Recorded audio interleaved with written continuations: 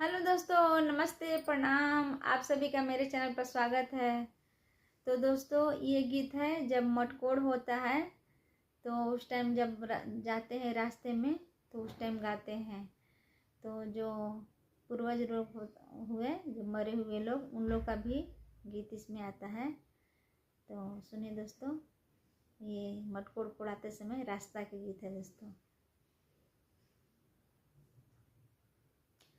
आब शंकर गलिया कामन रैया, आब शंकर गलिया कामन रैया, अब बिरहे मरले सब लोग, कैसे पेनु जी चुनरी, कैसे ओढ़ू जी चुनरी, कैसे पेनु जी चुनरी, कैसे ओढ़ू जी चुनरी। अब शंकर गलिया हरिहर रैया, अब शंकर गलिया हरिहर रैया, अब बिरहे मरले सब लोग, कैसे पेनु जी चुनरी, कैसे ओढ़ू जी चुनरी, कैसे ओढ़ू जी चुनरी। अब शंकर गलिया जनो रैया, अब शंकर गलिया जनो रैया, अब बिरहे मरले सब लोग, कैसे ओढ़ू जी चुनरी, कैसे ओढ़ू जी चुनरी, कैसे पेनु जी चुनरी।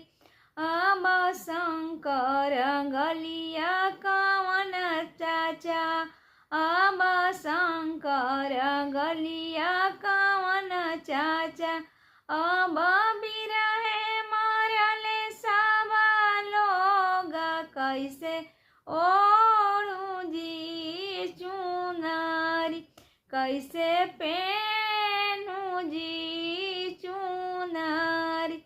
अब शंकर गलिया मन चाचा, अब शंकर गलिया मन चाचा, अब बिरहे मरले सब लोग, कैसे पेनु जी चुनरी, कैसे ओढ़ू जी चुनरी, कैसे पेनु जी चुनरी। अब शंकर गलिया कामन भैया, अब शंकर गलिया कामन भैया, अब बिरहे मरले सब लोग, कैसे ओढ़ू जी चुनरी, कैसे पेनु जी चुनरी, कैसे ओढ़ू जी चुनरी।